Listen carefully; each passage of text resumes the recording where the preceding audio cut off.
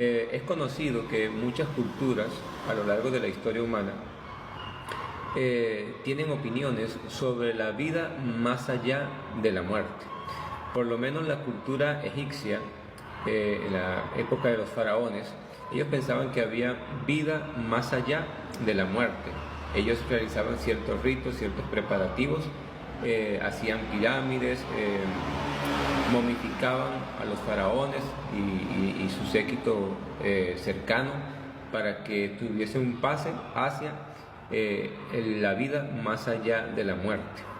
Esa es la parte de la cultura egipcia. El hinduismo también, en el hinduismo también se cree que hay vida más allá de la muerte, pero en la reencarnación, y que esa reencarnación, bien sea que el alma de esa persona reencarne en otra persona o en otro tipo de vida, bien sea animal, etcétera, y que depende del karma con respecto a las cosas que hayan hecho, buenas o malas, va a depender en qué tipo de vida va a reencarnar. Eso es en el hinduismo. En el cristianismo, en el islam y el judaísmo también se cree en la vida más allá de la muerte. Bienvenida, Gesielis, y todos los que se están conectando. Más allá de la muerte, aunque hay ciertas discrepancias con respecto al estado de los muertos en realidad. Por eso en esta hora vamos a estar hablando sobre el estado de los muertos de acuerdo a la palabra de Dios. Sabemos que el cristianismo es la religión que alberga más cantidad de creyentes, y pues acá nos estamos reuniendo en la mayoría del cristianismo para estudiar el estado de los muertos con respecto a lo que dice la santa palabra de Dios. Vamos a ver acá, acabamos de leer Eclesiastés capítulo 3, versículo 19. Vamos a recordar acá Eclesiastés 3, versículo 19. Dice: pues lo mismo le sucede a los hijos de los hombres que a las bestias. Como mueren las unas, así también mueren los otros, y todos tienen un mismo aliento de vida. No es más el hombre que la bestia, pues todo es vanidad. Versículo 20. Todo va a un mismo lugar, todo fue hecho del polvo y todo volverá al polvo. Es algo interesante. Polvo eres y al polvo volveremos, ¿no?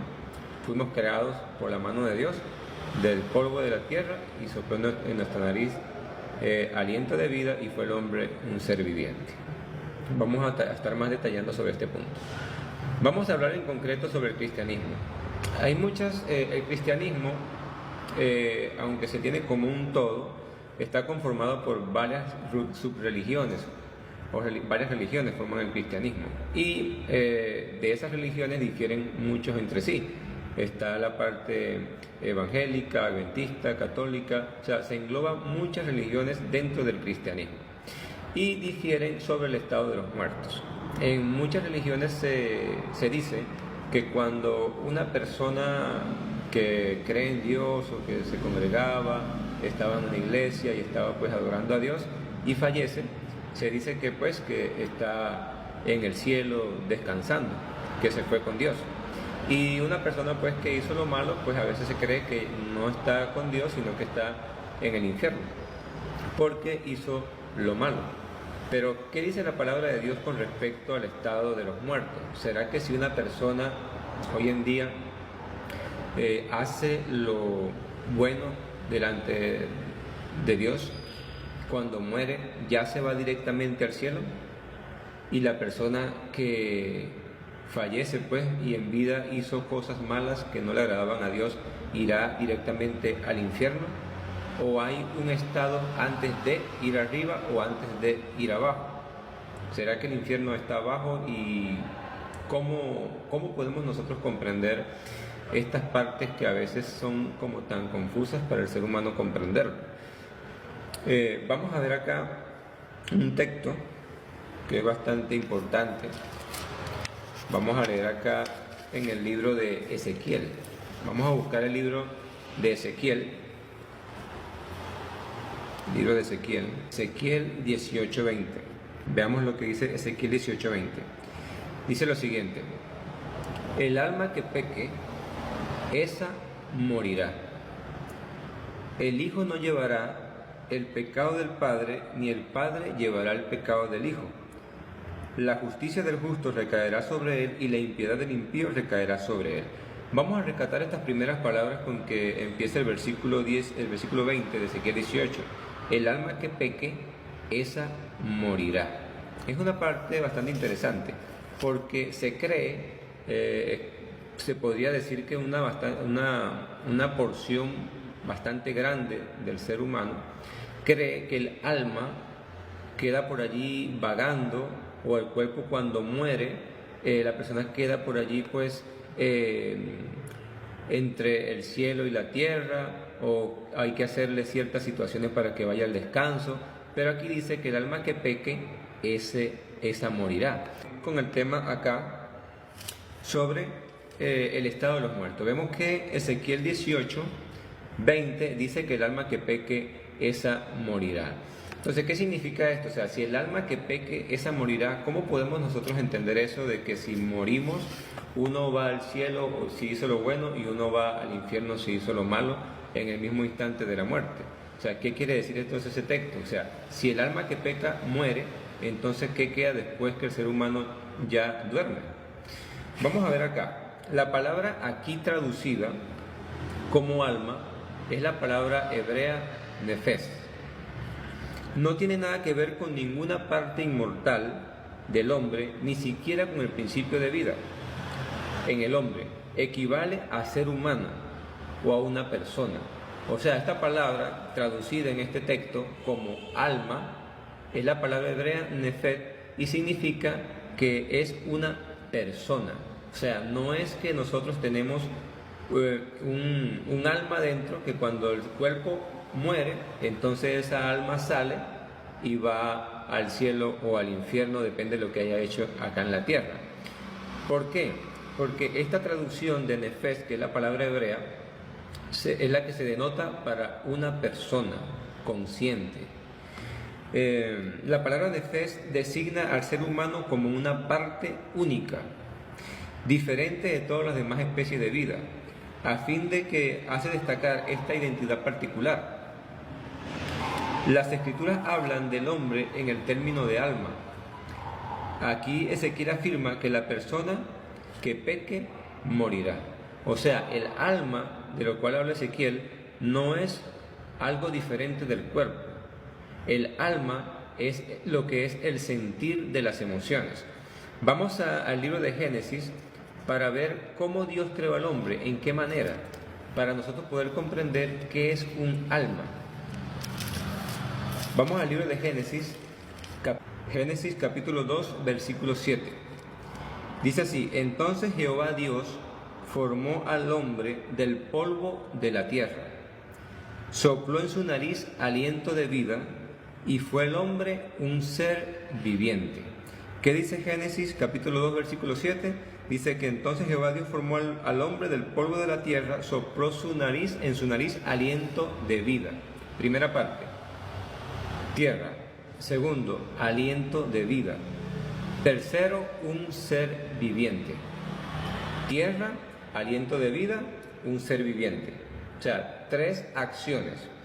Primero, en hebreo, la palabra ruab significa respiración o aliento de vida. Eso fue lo primero, que cuando Dios formó al hombre del polvo de la tierra, ¿verdad? Era simplemente un muñeco.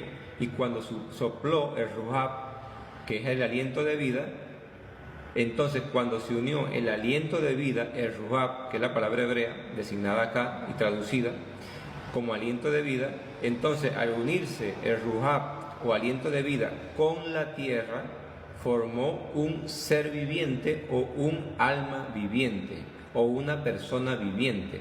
O sea, que la combinación del aliento de vida, que es el ruab, con la tierra, con que Dios formó al hombre, esa unión da como resultado un ser viviente o una persona viviente o un alma viviente. Ahí vemos que en el libro de Génesis 2.7, cuando Dios formó al hombre, no se ve que Dios le coloca un alma, sino que le coloca aliento de vida. Por aquí le dice la hermana Gesielis: polvo, cuerpo más aliento de vida, un ser viviente. Correcto. Entonces, vemos que el cuerpo, que era de tierra, ¿verdad?, de polvo de la tierra, sopló en su nariz aliento de vida. Entonces la palabra hebrea para aliento de vida es ruhá, ¿verdad? Que ese aliento al combinarse con el cuerpo da como resultado un alma viviente. Entonces, la palabra alma es la palabra hebrea nefef, que significa alma y se puede significar también el sentir de las emociones. O sea, cuando el aliento de vida junto con el cuerpo, la persona ya es consciente y pasa a ser un alma viviente, a sentir, a vivir, a tener su día a día. Eso es un alma, somos nosotros, lo que somos tú y yo, con el aliento de vida y el cuerpo. Ese es un alma viviente. Por consiguiente, cuando la persona muere, ¿verdad?, se va el aliento de vida. No es un espíritu, no es un alma, se va el aliento de vida que Dios dio en Génesis 2:7, y ya el alma deja de ser, como dice Ezequiel 18:20, el alma que peque, esa morirá. Entonces, ¿de dónde sale esa que una persona cuando muere va al cielo? Pues hay en la Biblia hay bastantes textos que se sacan de contexto y pareciera que la Biblia se contradijera, porque usted dirá, pero ¿qué pasó entonces con el ladrón en la cruz cuando el ladrón le dijo, acuérdate de mí cuando vengas en tu reino? ¿Y qué le dijo el Señor Jesús? Muchas personas lo leen así y dice, bueno, desde hoy estarás conmigo en el paraíso. Pero vamos a buscar un poco más la profundidad de este texto en el libro de Lucas, capítulo 23. Joana, bienvenida, y a todos los que se están conectando. Vamos a leer el libro de Lucas, capítulo 23, y vamos a ver qué es lo que Jesús le está diciendo a este ladrón en la cruz cuando muere, que estarás con él en el paraíso. Joana, buenas noches, Dios te bendiga, bienvenida. Espero pues para todos sea de bendición este tema de hoy y pueda quedar un poco más claro lo que es la vida después de la muerte y qué pasa con el estado de los muertos, o sea, qué pasa con la persona cuando muere. Entonces vamos a profundizar sobre dónde viene la creencia que el ser humano tiene un alma y que se va al cielo o va al infierno, con una comprensión errónea de algunos textos bíblicos, entre ellos el que vamos a leer a continuación, que es Lucas 23:43. Vamos a ubicarnos en el libro de Lucas. Si tienen por allí Biblia, pueden abrir sus Biblias para que vean y verifiquen que lo que estamos hablando es palabra de Dios. Lucas capítulo 23, versículo 43. Vean lo que dice. Y Jesús le dijo, y el ladrón le dijo a Jesús, acuérdate de mí cuando vengas en tu reino. Entonces Jesús le dijo, de cierto te digo que hoy estarás conmigo en el paraíso. Fíjense lo importante que es saber leer las escrituras en su contexto adecuado. Aquí dice, o aquí pareciera decir en esta traducción de la Reina Valera, dice, de cierto te digo que hoy estarás conmigo en el paraíso. Pero profundizando más en el texto, en el griego original, la palabra que no aparece en el original. Entonces, ¿por qué entonces se coloca la palabra que en este texto? Porque si le quitamos la palabra que, ¿qué dice? Muchos dirán, no, pero la palabra de Dios no se le quita ni se le pone. Eso es correcto. Pero ¿por qué está la palabra que acá? Fíjense, de cierto te digo que hoy estarás conmigo en el paraíso. Pero en el original, la palabra en este texto griego dice, de cierto te digo hoy, o sea, de cierto te digo hoy estarás conmigo en el paraíso. Qué diferente, ¿no?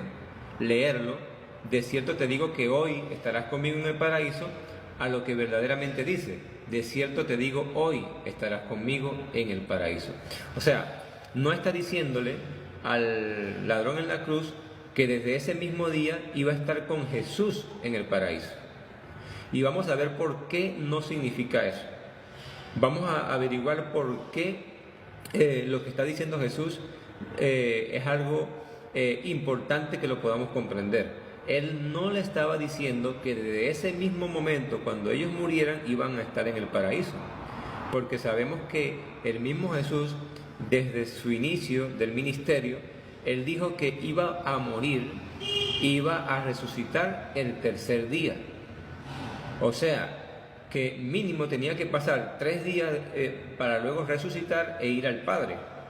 Pero cuando vamos a leer el relato de la Biblia, vemos que ese mismo día Jesús no fue al cielo. Y eso es interesante. Entonces, ¿dónde queda la interpretación de que el ladrón en la cruz se fue con Jesús en ese mismo día para el cielo, en el paraíso? O sea, fíjense que no tiene esa congruencia, que no encaja esa parte allí, porque muchos leen y dicen, bueno, Jesús le dijo que desde hoy estarás conmigo en el paraíso, pero Jesús no subió ese mismo día para allá. Entonces, ¿se equivocó Jesús? ¿Se equivoca la palabra de Dios? No, nos equivocamos nosotros en la forma en que la interpretamos, porque la palabra de Dios es perfecta, viva, eficaz, cierta. O sea, no deja ninguna opción a malas interpretaciones. Somos nosotros los que colocamos ciertos textos fuera de contexto. Entonces, vamos a ver y a demostrar que Jesús ese mismo día no se fue al paraíso, y mucho menos el ladrón en la cruz se fue hacia el paraíso con él. Juan 20:17, Juan 20:17, para seguir complementando esta enseñanza. Juan, en el libro de Juan, capítulo 20, versículo 17. Juan 20:17, vean lo que dice. Juan 20:17, Jesús le dijo: no me toques, porque aún no he subido a mi Padre, pero ve a mis hermanos y diles: subo a mi Padre y a vuestro Padre, a mi Dios y a vuestro Dios. ¿Cuándo pasó esto? Cuando María Magdalena va a ver el sepulcro, ¿verdad? El día domingo, pues, después de pasado el día de reposo, cuando resucitó Jesús, fue al sepulcro y no lo vio, no lo encontró.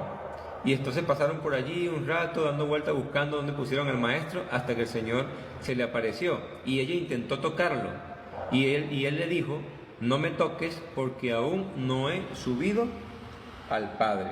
¿Dónde dice eso? Juan 20:17. Entonces, si él le dice a María Magdalena que no lo toque porque aún no ha subido el Padre, y él resucitó al tercer día, significa que si él no había subido el Padre el tercer día que resucitó, entonces mucho menos subió el día en que murió.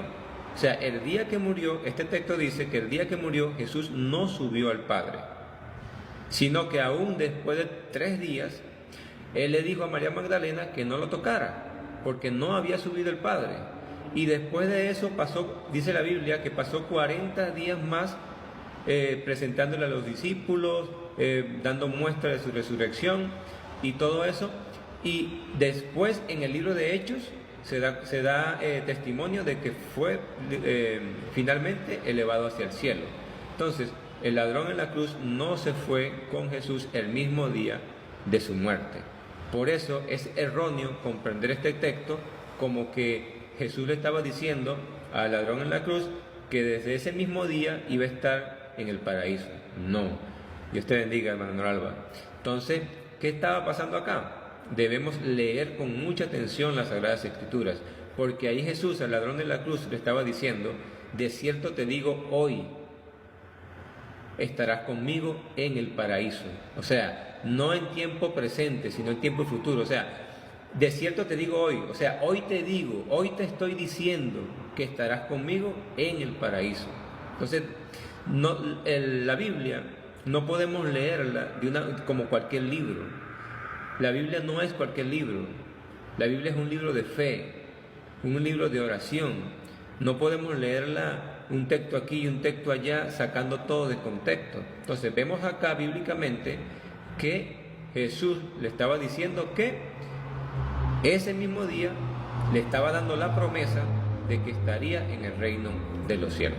Entonces, Desde ese momento, de ese texto, de esa mala comprensión, en el cristianismo se tiene la creencia, en algunas religiones del cristianismo, se tiene la creencia de que si un cristiano muere, pues ya está en la presencia de Dios.